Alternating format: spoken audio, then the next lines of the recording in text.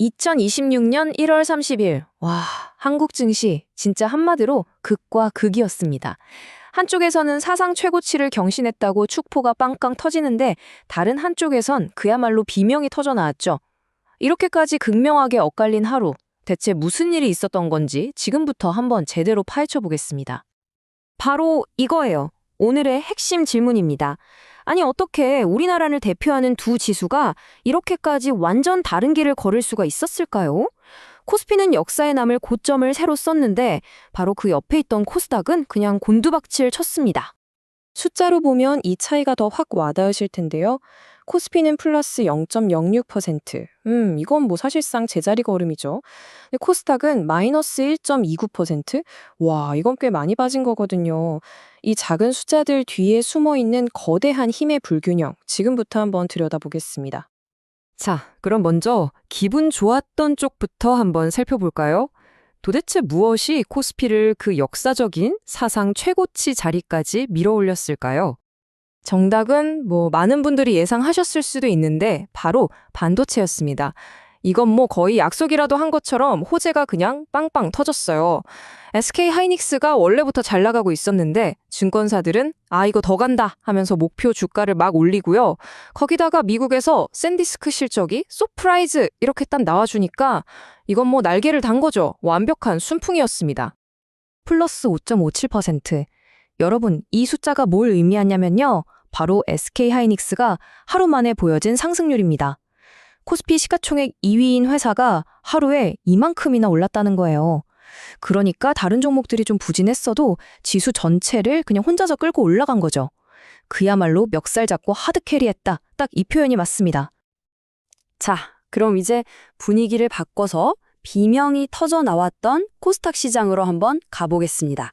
그곳에서는 도대체 무슨 일이 있었던 걸까요?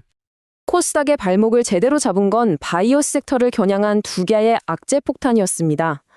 먼저 글로벌 제약사인 사노피가 우리나라 ABL 바이오의 신약 가치를 좀 낮게 평가했다는 소식이 터졌고요. 근데 이게 끝이 아니었어요. 곧바로 또 다른 대여인 HLB의 신약 심사가 늦어질 수도 있겠다는 우려까지 나온 겁니다.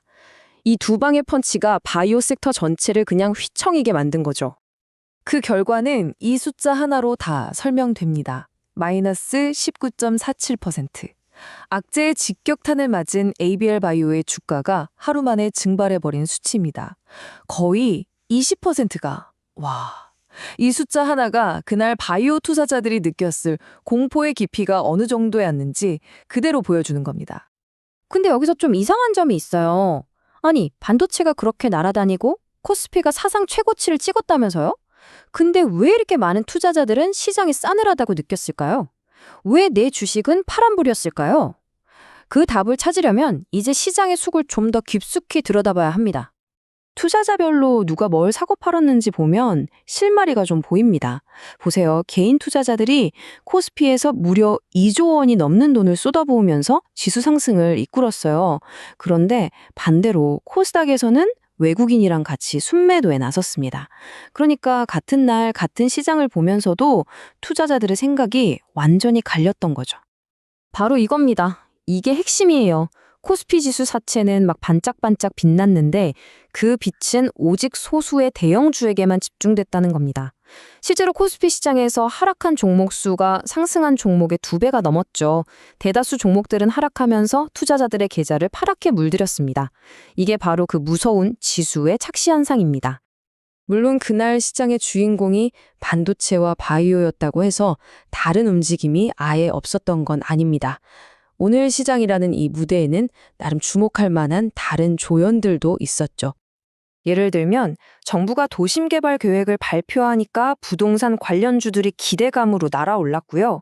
또 이란 쪽에서 지정학적 긴장감이 높아지니까 정유주랑 가스주에 힘이 실렸습니다. 여기에 스페이스X 합병설 같은 게 나오면서 우주항공 테마도 들썩였죠.